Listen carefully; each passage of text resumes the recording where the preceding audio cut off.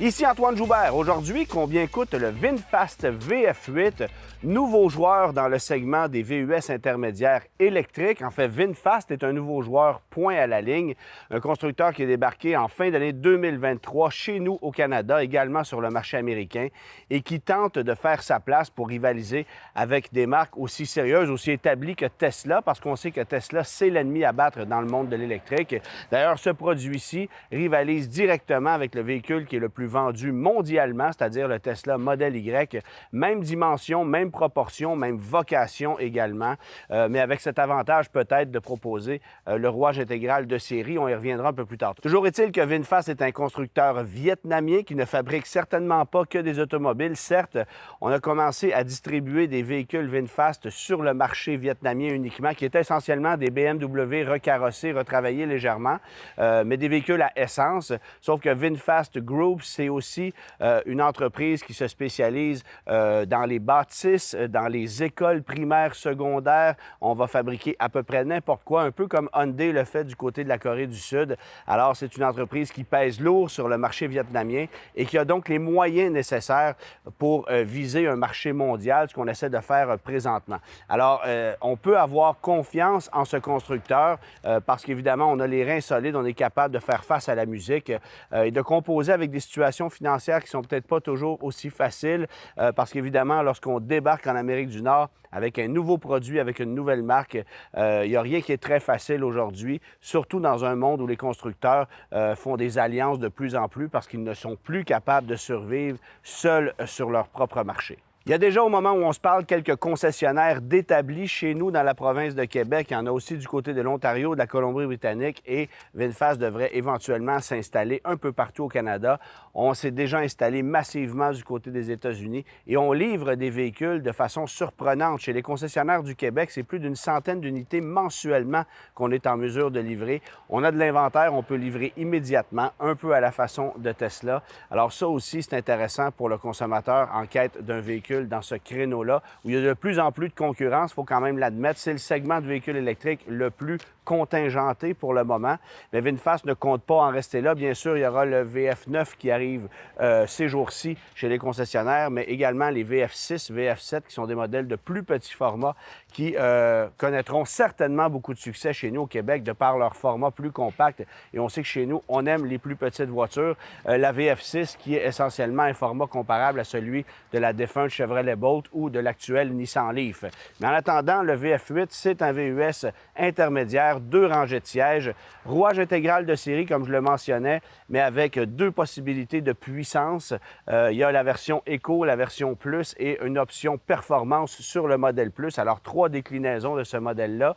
Et c'est un véhicule qui a belle gueule, honnêtement, dessiné par l'équipe de Pininfarina. Alors, ça explique pourquoi on a des lignes aussi aguichantes. Et ça plaît aux consommateurs. Si vous stationnez ce véhicule-ci à côté d'un Toyota BZ4X, croyez-moi, les gens vont être davantage attirés sur ce produit-ci, qui a un bon coefficient aérodynamique, mais qui fait appel à plusieurs éléments techniques encore aujourd'hui provenant de chez BMW, notamment une partie de la structure du véhicule, ce qui explique notamment pourquoi le véhicule est aussi lourd, aussi massif. On y reviendra un peu plus tard. Mais toujours est-il que c'est un produit dont le format, encore une fois, est directement comparable à celui du Tesla Model Y, mais sans évidemment cette possibilité d'avoir une banquette de 3e rangée que certains acheteurs de Tesla apprécient du côté du Model Y.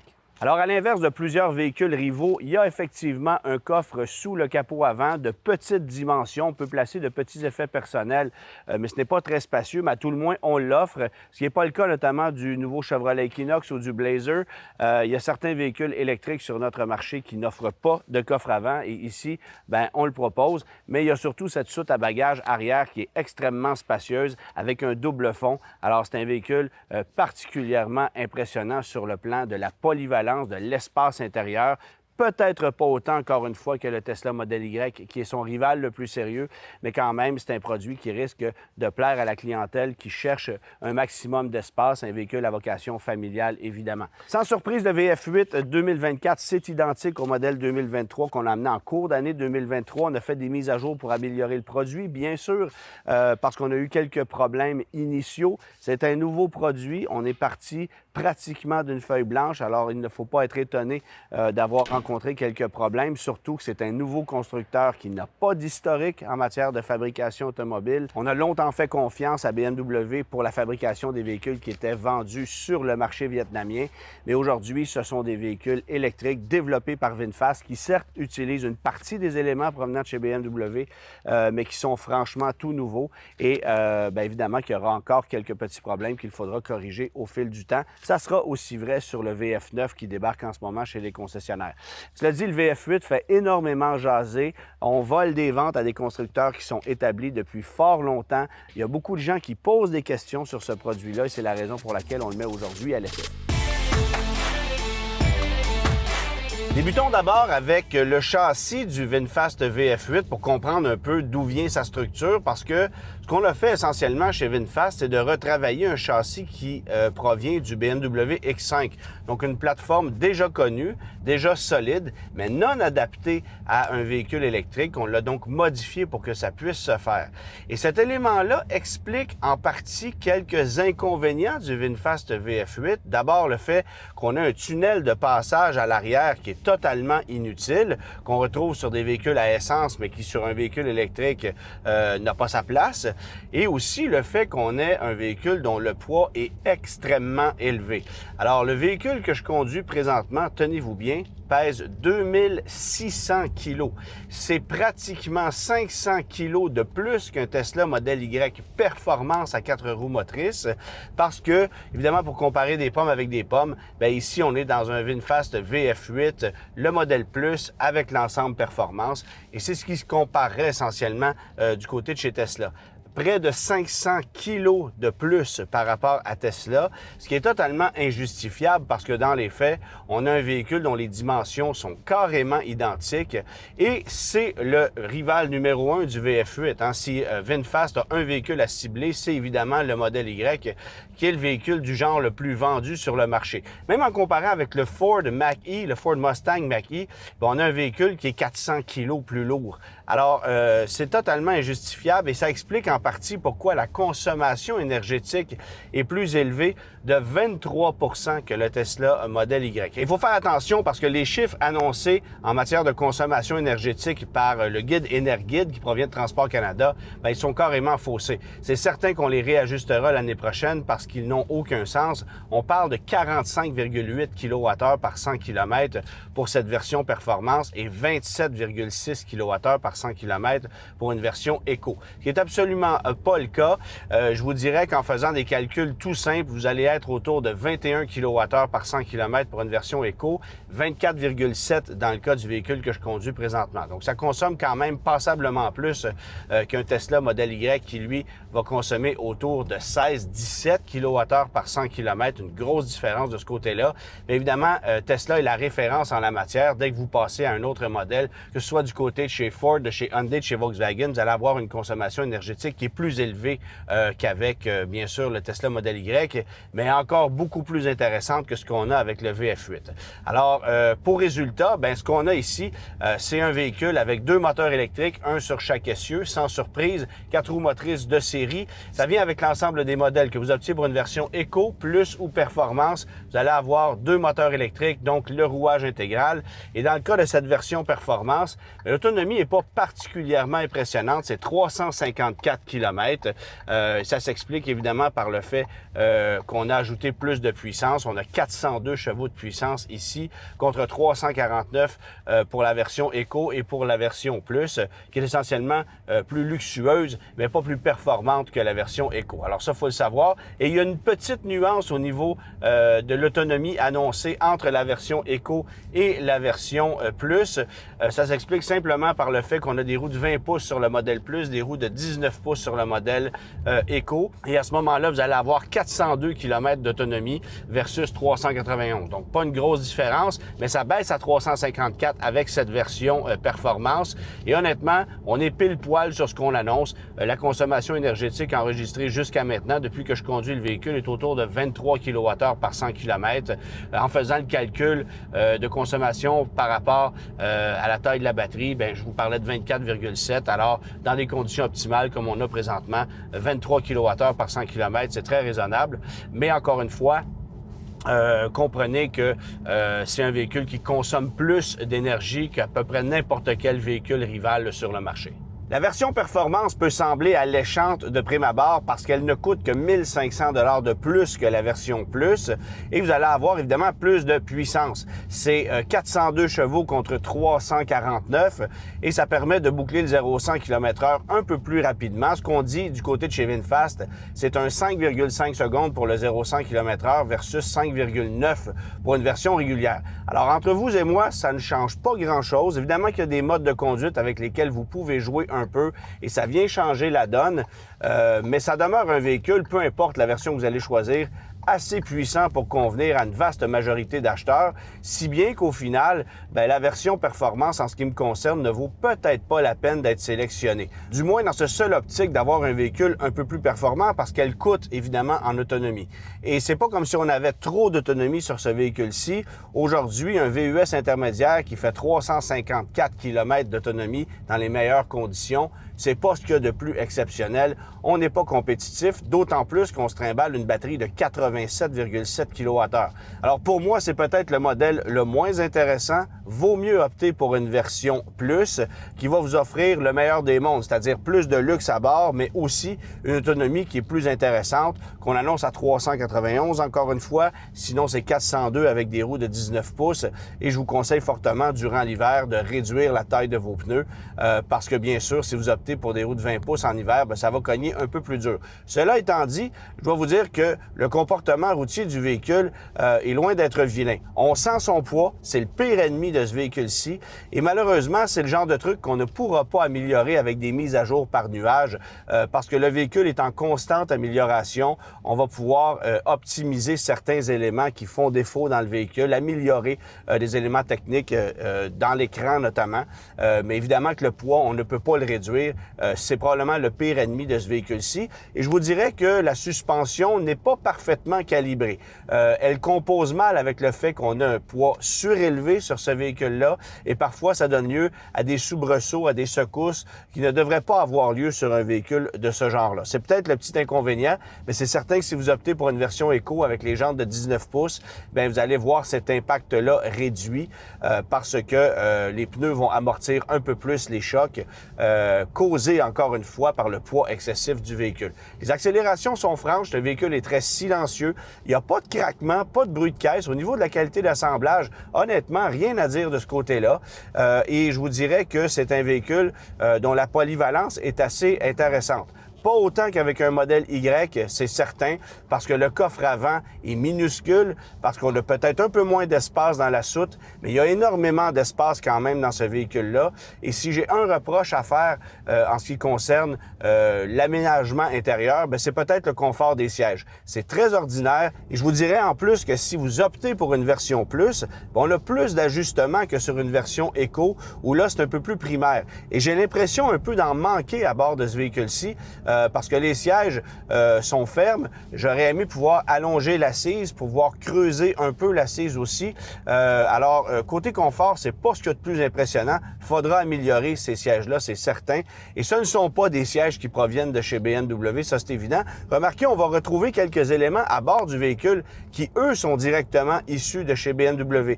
Les leviers de clignotant, par exemple, les commutateurs pour les fenêtres, le dossier des sièges arrière, les portions de plastique, ça vient directement de chez BMW. Et en creusant de plus en plus, vous allez trouver d'autres éléments qui proviennent du constructeur bavarois parce qu'évidemment, c'est avec BMW qu'on a commencé à travailler alors qu'on vendait des véhicules au Vietnam, des véhicules à essence, évidemment. Vous ne serez pas surpris d'apprendre qu'à bord du VinFast VF8, on va gérer l'essentiel des commandes à travers l'écran central de 15,6 pouces. Un écran qui est polyvalent, qui accueille Apple CarPlay, Android Auto. C'est un peu drôle parce qu'évidemment, en circulant sur l'autoroute 15, le système Apple CarPlay s'est mis à l'arrêt. Ça arrive chez plusieurs manufacturiers. Il faudrait poser la question aux gens d'Apple à savoir pourquoi il y a ce bug qui existe lorsqu'on roule sur l'autoroute 15 Nord. À la hauteur du boulevard Saint-Martin, tout s'éteint. Ça m'est arrivé avec un véhicule Chrysler, avec un véhicule Volkswagen et c'est vrai aussi avec le VinFast VF8. Alors, c'est pas un problème qui provient de chez VinFast, ça provient de chez Apple. petit irritant de ce côté-là. Maintenant, avec le VinFast VF8, il y a quand même quelques éléments qu'il faudra améliorer. Dans le véhicule que je conduis présentement, le chargeur par induction ne fonctionne pas. Ça nous dit à l'écran que le système est dysfonctionnel. Je suis incapable également de régler le volant. Donc, le volant qui est inclinable et télescopique de façon électrique, ça se fait via l'écran central. Et j'ai beau passer à travers les fonctions, éteindre le véhicule, le redémarrer, ben ça fonctionne toujours pas. Alors, il y a un petit problème de ce côté-là qu'il faudra régler. Et il y a des bugs de jeunesse comme ça qu'on améliore au fil du temps chez VinFast, mais c'est évident que si vous avez mis la main sur une des premières unités qui sont arrivées sur le marché, vous avez connu des problèmes et vous n'avez pas fini d'en avoir. On améliore la formule toujours, mais on est en mode test encore une fois parce que c'est un véhicule tout nouveau qui vient d'arriver sur le marché et, vous l'avez entendu, qui sonne pour absolument rien à tout bout de champ. Vous circulez sur l'autoroute, vous allez entendre des bips constants. Alors, c'est un élément qui est très agaçant en ce qui me concerne et moi, ça fait en sorte que je désactive la plupart des systèmes d'assistance à la conduite sur ce véhicule-là parce qu'ils sont tout simplement trop agaçants, trop intrusifs également. Autre petit irritant que j'ai pu constater en conduisant ce véhicule-ci, il n'y a pas nécessairement de mode de conduite à une pédale. C'est-à-dire que vous allez le mettre en mode creep et à ce moment-là, vous allez avoir une régénération plus massive en décélération jusqu'à un arrêt quasi complet. Mais le véhicule, une fois immobilisé, danse un petit peu comme si c'était un véhicule à boîte manuelle. C'est-à-dire que vous êtes capable de jouer avec l'accélérateur. Le véhicule va reculer, va avancer, va reculer, va avancer. Et c'est à vous de doser l'accélérateur et de bien gérer la puissance du véhicule. C'est pas un élément particulièrement désagréable. Il faut seulement s'y faire. Par contre, il y a un délai à l'accélération et ça, sur un véhicule électrique, ça n'a pas sa place. Je ne comprends pas pourquoi VinFast ne règle pas ce problème-là. La beauté d'un véhicule électrique, c'est l'instantanéité à l'accélération et ça, on ne l'a pas avec le VinFast VF8 en espérant qu'on règle le problème et que le VF9 ne soit pas réglé de cette même façon parce qu'honnêtement, je ne comprends pas pourquoi c'est ainsi réglé.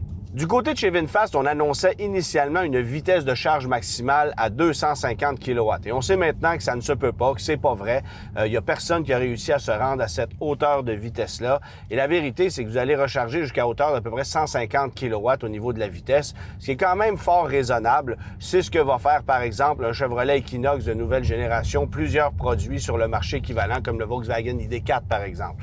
Alors, vous allez recharger de 10 à 70 % en environ 30 minutes. Ça, c'est évidemment sur une borne de niveau 3. Et si vous souhaitez aller chercher davantage de charge, là, le temps va s'allonger un peu, évidemment.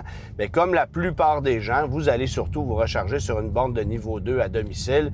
Et là, je le rappelle, c'est une batterie de 87,7 kWh. Et là, vous mettrez un bon 10 heures pour recharger complètement ce véhicule-là à domicile. Parce qu'évidemment, la taille de la batterie est peut-être un peu plus grosse que celle des véhicules en compétition. Quoiqu'encore une fois, le Chevrolet Equinox EV qui vient d'être lancé, lui propose une batterie dont la taille se rapproche dangereusement de ce qu'on a ici. Bon, évidemment, l'autonomie du côté de chez Chevrolet est plus intéressante. Le véhicule est plus efficace sur le plan énergétique, un peu plus compact que ce qu'on a ici aussi. Mais quand même, faut savoir que on a une bonne capacité de charge avec la batterie qu'on a ici. Et ça explique pourquoi, malgré le fait qu'on ait beaucoup de poids avec ce véhicule-ci et malgré le fait qu'on consomme 20-25 % plus que la compétition, on soit capable d'aller chercher une autonomie avoisinant les 400 km. Alors, avant de parler des prix du VinFast VF8, un mot sur quelques avantages qui accompagnent ce produit-là. Et le premier, c'est certainement l'application mobile qui offre cet avantage via un abonnement à VinFast Auto de pouvoir vous lier avec l'ensemble des réseaux de bornes de recharge que vous allez retrouver un peu partout en Amérique du Nord. VinFast Auto a pris des abonnements avec les différents fournisseurs d'énergie et par l'entremise de l'application, vous êtes abonné à l'ensemble de ces fournisseurs-là. Il suffit de payer le tarif en vigueur chez chacun de ces fournisseurs pour pouvoir y avoir accès essentiellement et ça vous permettra bien sûr de voyager en toute tranquillité, un peu comme on le fait avec un véhicule Tesla, mais cet avantage-là n'existe pas chez les autres constructeurs généralistes du marché en ce moment. Alors, un point pour VinFast qui permet de voyager avec une tranquillité d'esprit. Et l'autre point intéressant, c'est forcément la garantie de base de 10 ans ou 200 000 km. Il n'y a personne d'autre dans l'industrie l'industrie qui offre une garantie aussi longue parce que c'est d'un pare-choc à l'autre. Quant à la batterie en soi, bien, les garanties 10 ans, kilométrage illimité.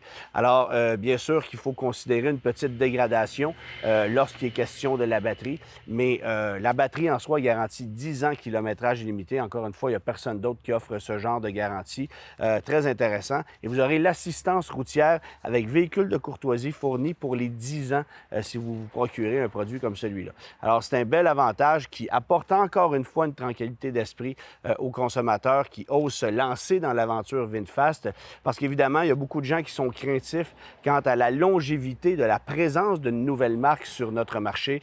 On a vu plusieurs constructeurs faire des tentatives, débarquer chez nous pour quitter aussitôt. Ça a été le cas avec Daewoo, notamment, il y a une vingtaine d'années. Tout récemment, avec Imperium Motors, qui a changé de nom une ou deux fois avant de finalement ne jamais livrer un véhicule et de quitter le marché en conservant, bien sûr, les dépôts de tout le monde. Alors, ça ne sera pas le cas avec VinFast. Encore une fois, bien, je le rappelle, VinFast Group est une entreprise qui a les reins solides et qui est capable de faire face à la musique, même dans les pires conditions. Maintenant, il me faut souligner quelques autres petits points qui, pour moi, ont été des irritants avec le véhicule que je mets à l'essai aujourd'hui. Encore une fois, une version performance du VF8. Mais d'abord, le fait que sur la clé physique, vous allez retrouver un bouton qui permet d'ouvrir le coffre et vous passez votre temps à l'accrocher. C'est un bouton qui est très sensible et à tout bout de champ, vous allez découvrir que votre coffre est ouvert. Alors, c'est une fonction qu'il faudrait revoir. Et l'autre truc, c'est qu'il n'y a pas de bouton de démarrage à bord du véhicule. Il suffit d'appuyer sur la pédale de frein pour que le véhicule se mette en marche. Mais au moment de l'immobiliser, on ne peut pas l'éteindre non plus. La seule façon d'éteindre le véhicule, c'est de le verrouiller et vous verrez que le système d'infodivertissement demeure fonctionnel pendant de longues minutes, même si vous verrouillez le véhicule. Alors, il n'y a pas de possibilité d'éteindre officiellement le véhicule comme on peut le faire avec à peu près n'importe quelle autre marque.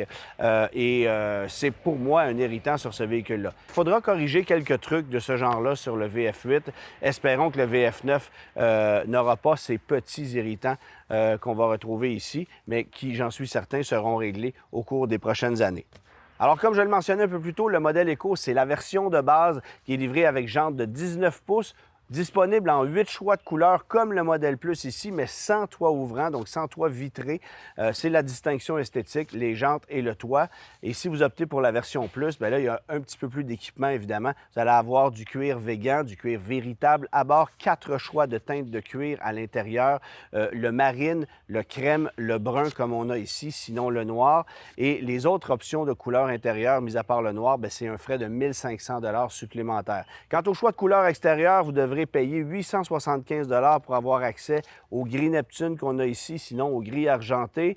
Le bleu, le rouge, le vert, le orange, c'est un frais de 1 250 $ et le noir, le blanc, ce sont les couleurs de série que vous allez retrouver, donc les couleurs forcément les plus populaires. Dans le cas qui nous concerne, bien sûr, c'est une version performance qui coûte 1 500 $ de plus que le modèle Plus. Alors, voici l'échelle de prix en incluant les frais de transport, préparation, frais de concessionnaire, tout ça. Ça débute à 56 018 $ pour une version Eco. On passe à 61 618 $ pour une version Plus. Et vous ajoutez ensuite 1 500 $ pour l'ensemble Performance qui porte la facture à 63 118 $. Alors, encore une fois, 1 500 $ de plus. Alors, échelle de prix incluant les crédits gouvernementaux applicables chez nous au Québec en 2024 qui totalise 10 437 $ plus taxes ou 12 000 $ taxes incluses.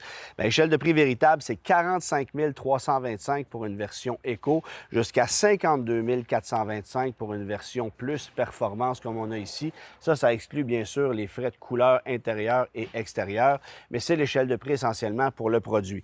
Et on peut dire que VinFast est assez agressif au niveau des taux de financement de location. On ne voit pas ça très souvent actuellement dans l'industrie. Regardez ce que ça donne. Les taux de financement actuellement varient de 0,99 % à 3,99 % si vous optez pour un financement 72 mois, qui est la mesure utilisée dans l'ensemble de mes chroniques, bien, vous serez à 2,99 % de taux de financement, ce qui veut dire qu'en incluant les crédits gouvernementaux applicables, vous allez payer mensuellement de 793 à 917 $ par mois sur 6 ans pour mettre la main sur un VinFast VF8 2024. Location maintenant, 20 000 km par année à un taux de 2,49 sur un 48 mois, 524 à 638 taxes incluses. C'est très agressif au niveau des paiements parce qu'évidemment, on vient appliquer le plein 12 000 sur la totalité des paiements de location. Alors, c'est très intéressant. Et la valeur résiduelle va varier de 24 à 30 000 approximativement au bout du terme de 4 ans. Alors, les prix sont très agressifs et ça explique en grande partie pourquoi on est attiré vers ce produit-là chez nous au Québec. Parce que pendant qu'on propose des taux très alléchants à 2 ou 3 du côté de chez VinFast, bien, Toyota, par exemple, est toujours à des taux de 8 ou 9 Alors, ça change complètement la donne et ça fait en sorte que ce produit-là coûte drôlement moins cher que la compétition, d'autant plus que la garantie couvre la totalité du produit pour une période beaucoup plus longue. Alors, le coût de revient de ce produit-là n'est pas très élevé, mais encore une fois, il faut que le produit fasse ses preuves. C'est un produit qui a besoin encore d'amélioration. Ce n'est pas un produit que je suis capable de recommander les yeux fermés, mais c'est certainement un produit plus sérieux que ce à quoi je m'attendais, assurément plus sérieux que lorsqu'on est débarqué avec les premières unités en cours d'année 2023.